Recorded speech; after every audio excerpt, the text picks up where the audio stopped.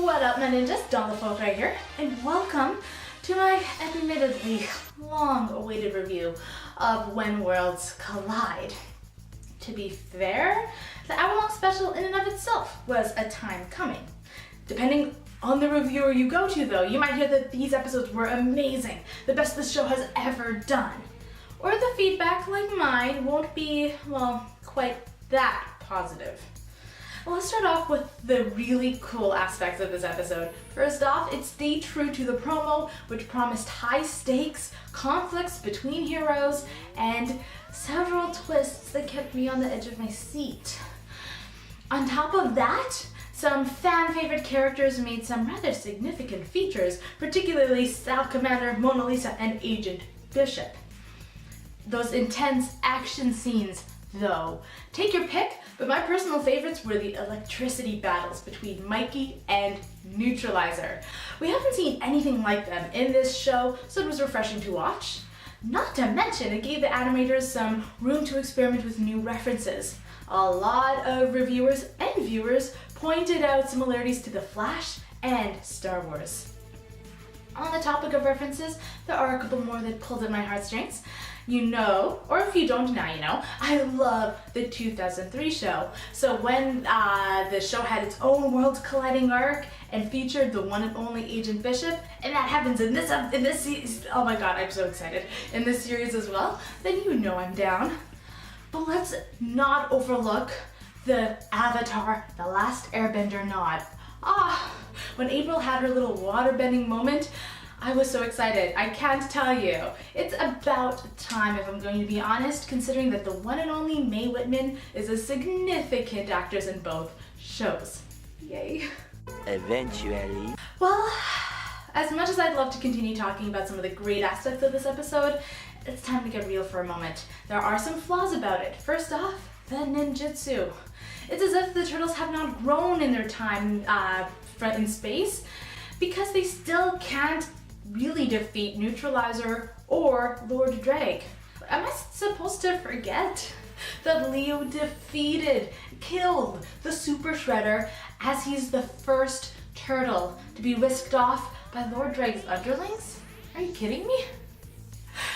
Now, to be fair, the episode was consistent in that no hero, no matter what their style or weaponry, could defeat our big bads. But as Airspeed Prime mentioned in his own review, no villain should be so powerful that they're impossible for any hero to defeat.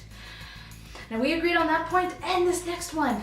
The plot and the character development weren't really up to snuff. Now, first off, the plot. I thought it was awkward with the turtles jumping from dimension to dimension or plan to plan. Just left me confused because there wasn't any real flow. On top of that, the character development, straight up weak. And I say that even with Raph getting his lady in the end, there was no real lasting lesson for any of our heroes to take with them. But you know what? That's enough harshness, that's enough realness. I do, before I forget, want to mention a couple of profound themes in this episode. Dealt with some relationships and strength in allies. As it turned out, it was actually Raph who walked us through the conflicts between our heroes as well as the romantic relationships. Now, going back to this whole conflicts between heroes thing, the thing is, our heroes are allied through their platonic relationships. But what happened in this episode was that the heroes weren't quite seeing eye to eye, especially not the Utrom and the Salamandrians. Sadly, their arguments got in the way of their teamwork and their mission, but once they reconciled, that made them even stronger. Once they did get past their differences, it was time for the villains to argue. But sadly, the villains' arguments didn't really affect their teamwork because the villains hadn't really been working together throughout the episodes, they'd been working apart. So sadly, that did get in the way of hitting home the deeper message in this episode, but it is, I suppose, what it is. If you dare talk to me like that again, I will chew up your Utrom brain and spit it out! As I expected from the promotional material of this episode, Commander Gothraka and Lieutenant Githba were indeed a joy to watch. They're kind of like space samurai with guns because they value honor and skillful battle. Now my favorite part about these two though is not just how well they fight and how awesome they are, it's actually their partnership. It's so profound because they're close friends and battle mates. It's why I'm particularly impressed with Salamander to let Mona Lisa stay on Earth. He understands what Raph means to her, so instead of resisting her plea, he actually just wants her to be happy. And on the topic of her being happy, I am so relieved that her attraction for Raph has not diminished in their time apart. She is so into him that she actually forgets her duty in battle whenever they're together. It goes to show how incompatible the honor of her people and her affection for Raph are. The good thing is that now that those two main priorities of hers are in sync, she can better learn how to balance them. I will admit though, I don't know if I've seen enough of Mona Lisa or Salamander to really understand their personalities beyond the usual salamandrian quirks. Therefore, I am so excited to learn more about Mona Lisa, especially if she continues being that fierce and intimidating warrior. We are friends, yo. But salamandrians are forbidden in this galaxy. Now, I actually enjoyed the insight into Utrom lives, from peaceful civilians to their government. They are indeed benevolent, even loving, which makes Neutralizer's rampage even more heinous. Now, speaking of their government, the Utrom Council, I do appreciate that they have moved beyond their past careful deliberations. It's actually quite a relief. They also each have their own roles to play. There's Queen, the leader. She makes the final call, distributes orders. Agent Bishop, who we well know, is more of the military head, and ironically, also responsible for intergalactic relations. Rook is the scientist of the team. She has quite the knack for technology, which makes her the Donatello, basically. And then there's Pawn, who is French for some reason. And that's all we really understand about him. Now, going back to Agent Bishop though, looks like he is still the head and director, I suppose, of the Earth Protection Force. Not that I'm complaining, but what happened to General Griffin? I wonder if he's just lurking around the US government somewhere, plotting some nasty legislation to get back at the Utrom and even mutants. Like anything we ever do is easy? For once, I actually expected Casey Jones to appear, what with his last defeat against the Neutralizer. Not to mention that he loves coming around whenever invasions are happening. As odd as it was for him to stay out of the action in this particular episode, I'm not disappointed. I know I should be for consistency's sake, but I really don't think Casey would have added anything to this episode except for distractions where romance is concerned. On the topic of romance, that is one angle that April and Karai contributed to. April, for one, is getting more and more flirtatious with Dhoni, not to mention her strong reactions whenever he is destroyed or kidnapped.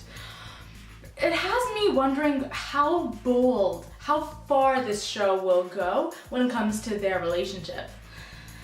Karai, on the other hand, I am not convinced that she is into Leo romantically. If anything, she actually seems weirded out by that idea.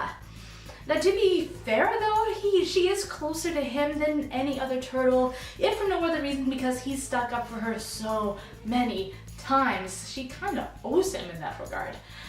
And we all know that's kind of the starting point of any romantic relationship in this show. Two characters tend to be closer to one another than they are to others, and then it just kind of buds from there.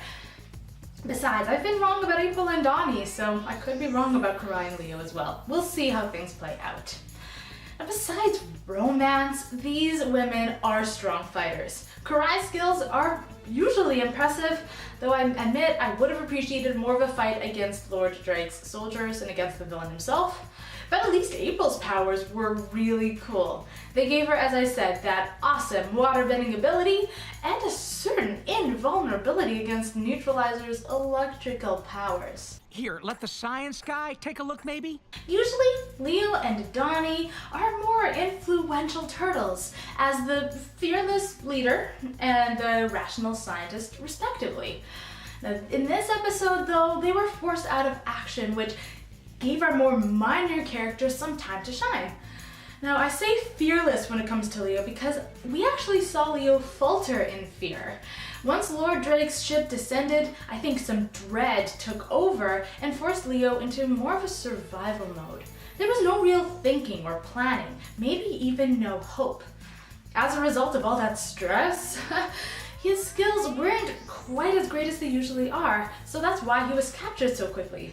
Or that's what I'd like to think anyway. Dhoni, on the other hand, he did play a significant part nonetheless. He provided some important calibrations to Rook's electricity zapping gun, not to mention that his turtleneck went to solid use, even if he himself wasn't at the controls. I admit I'm not impressed that he was the second turtle to be captured, but when stronger fighters, or you know what, let's not say stronger, let's just say strong fighters, like Karai, Leo, and Salamander were still imprisoned, I am relieved that I don't have to say that it's due to Dhoni's lack of skill. He's a skilled fighter. What's weak is your face, Rocka Rocka! There's only room in this town for one awesome electro dude, me! Okay, I admit I was way off on my long shot prediction in my promo discussion of Mikey being tricked somehow into helping Neutralizer. I was right about one thing though, that Mikey had some poetic justice through a strong attack. His electrical powers were so awesome.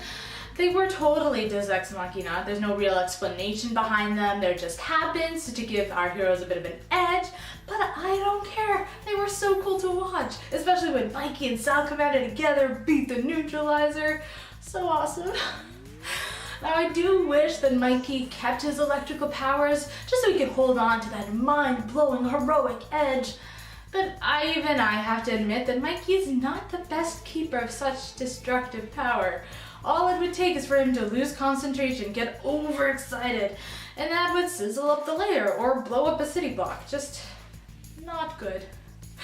Now, on to Raph though. I did mention that he was more of the focus of this episode rather than the hero because he highlighted those platonic and romantic relationships. At least that was in the first half of our all-along special. In the second half, he was more of a fellow warrior, I think, doing what he can to save the day. You are brutal and needlessly sadistic, Kavathrak. I like that.